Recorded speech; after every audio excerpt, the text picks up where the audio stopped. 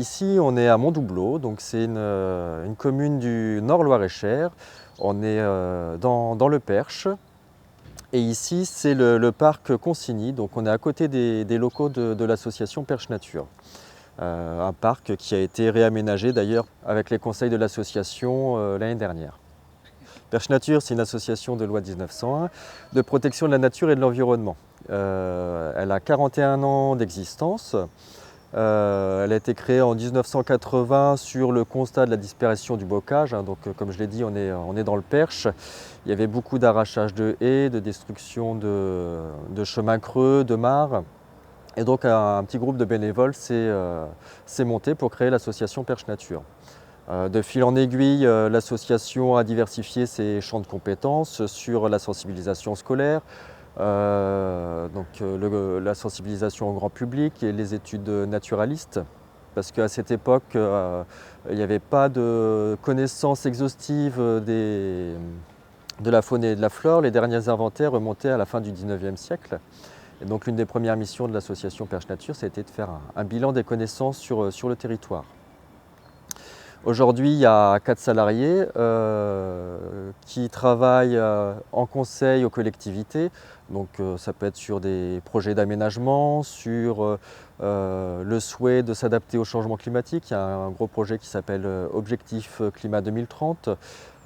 Sur des inventaires de biodiversité communale pour sensibiliser les habitants à la richesse de la faune et de la flore de la commune et puis aussi intégrer ces éléments aux documents d'urbanisme avec bien entendu des conseils de gestion selon les milieux.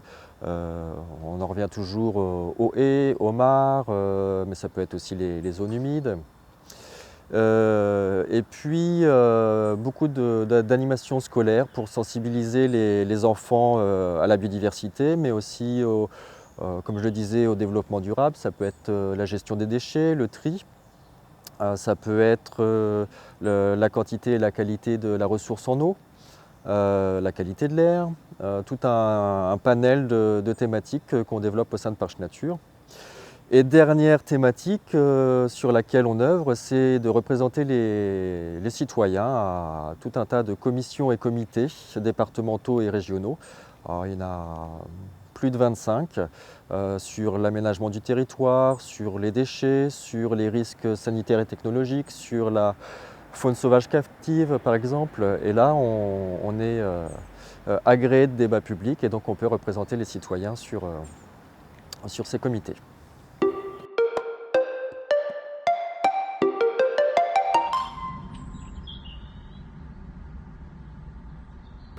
Alors Perche Nature suit tout un réseau de cavités sur tout le Nord Loir-et-Cher. Donc on a une centaine de cavités qu'on suit chaque année l'hiver. C'est des cavités où les chauves-souris viennent passer l'hiver. Oui, on vient étudier les chauves-souris en hiver puisque c'est une période où les chauves-souris ne sont donc pas en activité puisqu'il n'y a pas d'insectes. Parce qu'en fait la majorité des espèces que l'on trouve en France sont donc insectivores. Donc elles passent ainsi la mauvaise saison. Et c'est très utile pour nous puisque ça nous permet ainsi de suivre les populations en dénombrant les chauves-souris dans ces cavités et de pouvoir voir comment se portent les différentes espèces de chauves-souris que l'on a dans le Perche.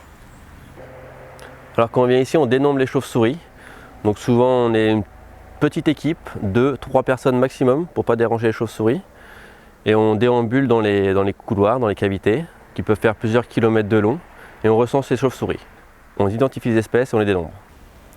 Alors il faut savoir que effectivement la plupart des espèces de chauves-souris que l'on a sur le territoire ne sont pas en très bonne situation. Même pour les espèces les plus communes, en fait, on remarque un déclin. Donc en fait, on a vraiment tout intérêt à protéger les chauves-souris. Donc que ce soit pendant la période hivernale, puisque en fait, elles sont victimes de tout un tas de menaces. Donc ça peut être le dérangement pendant l'hiver, on en a parlé, la destruction de gîtes, donc que ce soit en hiver ou en été pour les colonies de reproduction. Et puis elles sont aussi sensibles par rapport aux pesticides, vis-à-vis des éoliennes aussi avec des collisions. Donc tout le monde doit agir pour préserver ces animaux qui ont un rôle vital dans les écosystèmes, notamment de régulation des insectes.